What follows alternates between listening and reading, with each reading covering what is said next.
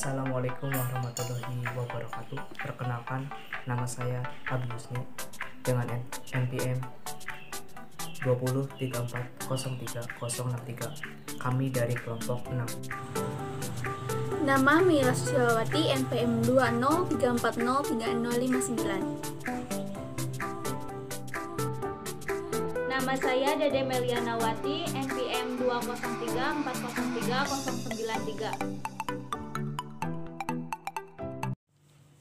Pernikahan ialah ikatan lahir dan batin antara seorang pria dengan seorang wanita sebagai suami istri dengan tujuan membentuk keluarga atau rumah tangga yang penuh dengan mawaddah dan rahmah sebagai bentuk ibadah kepada Tuhan Yang Maha Esa, serta diperlukannya persiapan fisik dan mental untuk melaksanakannya. Dalam Al-Quran Surat Al-Zariyat ayat 56, Allah menjelaskan bahwa di alam semesta ini pada hakikatnya berpasang-pasangan. Dengan berpasangan inilah manusia dan makhluk lainnya dapat meneruskan keturunannya. Pernikahan adalah asas utama dalam memelihara kemaslahatan umat. Apabila tidak ada aturan Allah dan Rasulnya tentang pernikahan, tentu saja kehidupan kita akan sesuai dengan nafsu syahwatnya, yaitu hidup bagaikan binatang. Hukum pernikahan menurut kondisinya dibagi menjadi 5. Yang pertama, wajib. Yang kedua, sunnah. Yang ketiga, mubah. Yang keempat, makruh. Dan yang kelima, haram. Kita akan membahas satu persatu dari substansi tersebut. Yang pertama adalah wajib. Hal ini diperuntukkan bagi seseorang yang telah mampu untuk menikah, yaitu seseorang yang telah dapat memenuhi kewajiban sebagai seorang suami atau istri, dan diperuntukkan bagi seseorang yang memiliki syahwat besar serta ia tidak bisa mengendalikan syahwatnya tersebut, maka diwajibkan dirinya untuk menikah. Hal ini merupakan solusi bagi dirinya agar tetap menjaga kehormatannya. Yang kedua adalah sunnah. Hal ini diperuntukkan bagi seseorang yang memiliki hasrat untuk menikah, tetapi ia tidak khawatir akan terjerumus dalam perzinahan. Namun menikah lebih utama darinya daripada menjalankan ibadah sunnah yang lainnya, karena pada dasarnya menikah adalah penyempurna setengah dari agama. Yang ketiga adalah mubah, yaitu diperuntukkan bagi seseorang yang telah mampu untuk melakukan pernikahan dan telah memenuhi kewajiban sebagai seorang suami, tidak ada dorongan syahwat yang besar dan tidak takut terjerumus dalam perzinahan. Biasanya golongan ini yaitu orang-orang yang mampu untuk melakukan pernikahan tetapi tidak memiliki keinginan kuat untuk menikah. Yang keempat adalah makruh. Hal ini diperuntukkan bagi seseorang yang telah mampu untuk melakukan pernikahan dan seseorang yang mampu menahan syahwatnya tetapi tidak memiliki keinginan yang kuat untuk menjalankan kewajiban sebagai seorang suami dan istri. Hukum yang terakhir adalah hukum haram. Hukum haram diperuntukkan bagi seseorang yang tidak memiliki keinginan, kemampuan, serta tanggung jawab atas pasangannya dalam berumah tangga. Syarat dan rukun pernikahan. Adapun syarat dan rukun pernikahan dalam Islam adalah sebagai berikut. Yang pertama, calon pengantin. Yang kedua, wali dari mempelai perempuan. Yang ketiga, 2 orang saksi. Yang keempat, akad nikah. Dan yang kelima, mahar. Yang pertama, calon pengantin. Syarat dari mempelai laki-laki yaitu beragama Islam, laki-laki tulen, jelas dan diketahui orangnya, tidak dipaksa, tidak sedang berihram haji atau umroh, bukan mahramnya, tidak dalam keadaan beristri 4, dan tidak mempunyai istri yang haram dipoligami dengan calon istrinya. Adapun syarat mempelai perempuan yaitu beragama Islam, terang perempuannya, terang orangnya, sepertujuan dengan dirinya, tidak sedang berihram haji atau umroh, bukan mahramnya, tidak bersuami atau dalam masa iddah orang lain, belum pernah dili'an atau dituduh berbuat zina oleh calon suaminya. Yang kedua, wali dari mempelai perempuan. Wali adalah orang yang memiliki hak secara syara untuk menikahkan calon mempelai perempuan kepada calon mempelai laki-laki. Wali terdiri dari urutan nasab dan jika tidak ada wali nasab, maka diberikan haknya kepada wali hakim dengan syarat dan ketentuan yang ada. Yang ketiga, dua orang saksi. Saksi adalah dua orang yang menyaksikan secara langsung proses akad pernikahan. Yang keempat, akad nikah. Akad nikah dapat diartikan sebagai perjanjian atau ikatan dalam pernikahan. Pernikahan wajib dilakukan dengan ijab dan qabul dengan lisan, bagi tunawicara bisa dilakukan dengan isyarat yang bisa dipahami. Yang kelima, mahar. Mahar diartikan sebagai pemberian pihak laki-laki pada perempuan saat pernikahan.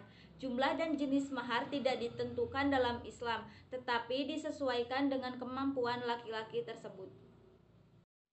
Selanjutnya, dalam pernikahan terdapat konsep muhrim. Muhrim dalam makna pernikahan adalah perempuan yang haram dinikahi. Perempuan-perempuan yang termasuk muhrim dari seorang laki-laki adalah: yang pertama, haram dinikahi karena keturunan. Yang kedua, haram dinikahi karena satu susuan. Yang ketiga, haram dinikahi karena hubungan pernikahan. Yang keempat, haram dinikahi sebab memadu dua perempuan yang bersaudara kandung atau adik kakak. Tujuan pernikahan secara yuridis menurut pasal 1 Undang-Undang Nomor 1 Tahun 1974, yakni membentuk keluarga atau rumah tangga yang bahagia dan kekal berdasarkan ketuhanan yang Maha Esa. Sedangkan secara umum, untuk menghalalkan hubungan suami istri guna memenuhi kebutuhan biologis dan psikologis, mewujudkan keluarga dengan dasar cinta kasih, dan memperoleh keturunan yang sah berdasarkan peraturan hukum dan agama. Adapun fungsi dari keluarga sakinah antara lain dibedakan menjadi 3. Yang pertama, fungsi individual, fungsi sosial, dan fungsi spiritual. Fungsi individual yang pertama, meningkatkan derajat kemanusiaan dan ibadah keluarga. Yang kedua, memperoleh ketentraman dan ketenangan jiwa. Dan yang ketiga, melanjutkan keturunan. Dan untuk fungsi sosial, yang pertama sebagai benteng moral bangsa dalam ruang lingkup yang kecil, dan yang kedua sebagai lembaga pendidikan. Sedangkan fungsi spiritual sebagai motivasi dan sarana dalam menjalankan ibadah kepada Allah. Dengan melaksanakan pernikahan dan membentuk keluarga, maka ia telah memenuhi setengah agamanya, dan dengan menjalankan kewajiban sebagai suami atau istri, ia sebagai seorang muslim akan mendapatkan ganjaran pahala yang besar. Oke, sebelumnya kita akan membahas tentang definisi dari keluarga sakinah, mawadah, dan warahmah. Untuk kata sakinah berasal dari kata sakana yang berarti tenang, terhormat, aman, dan penuh kasih sayang. Untuk kata mawadah berasal dari kata al-wadu yang berarti cinta atau mencintai sesuatu. Sedangkan kata warahmah berasal dari kata rahmat yang berarti penuh dengan kasih sayang.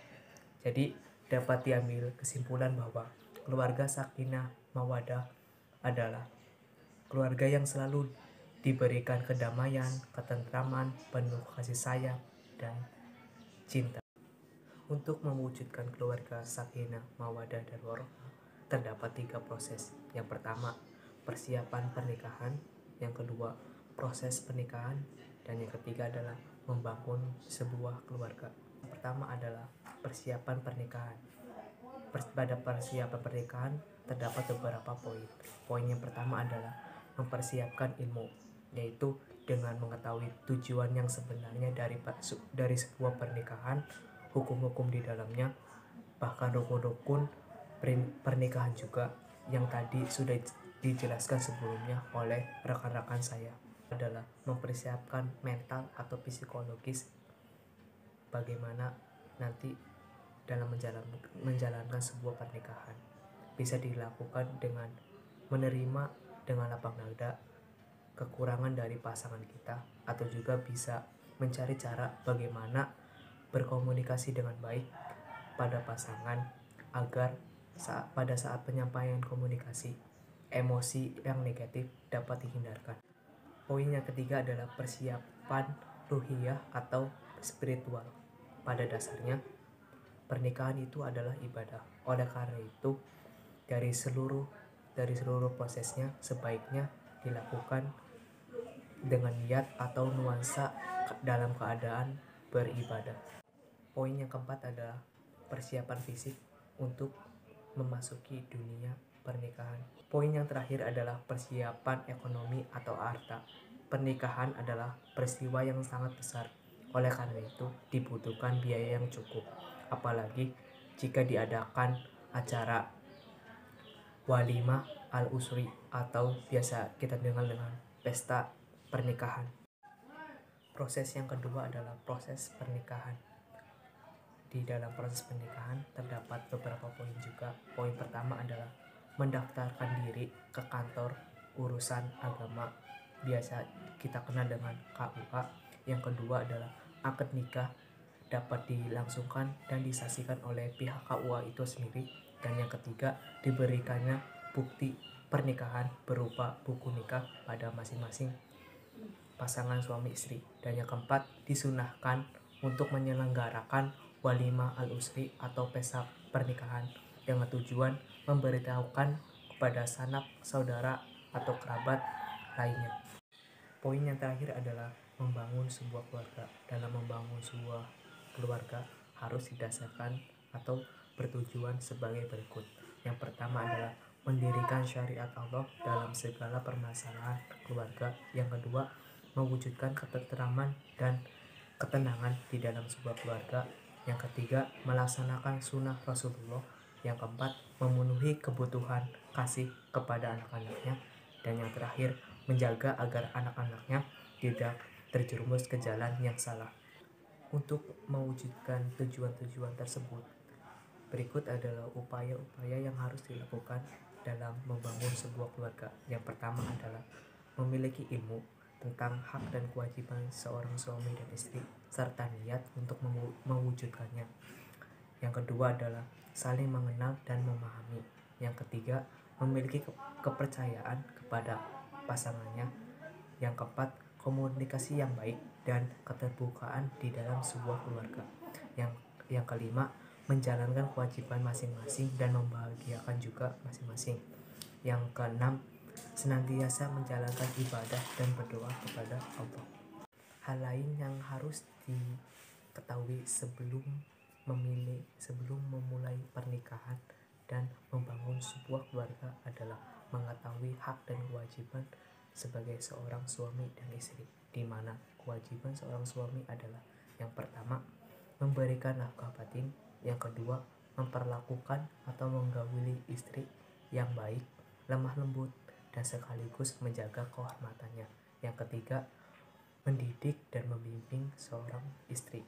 Sedangkan untuk kewajiban seorang istri adalah yang pertama, menaati perintah suami selagi perintah itu tidak bertentangan dengan Allah serta Rasul dan berlaku setia kepada suami. Yang kedua, menjaga kehormatannya baik keluarga, harta maupun dirinya sendiri. Yang terakhir, selalu menyenangkan suami dengan tingkah laku, sikap, dan penampilannya. Sekian pemaparan materi dari saya.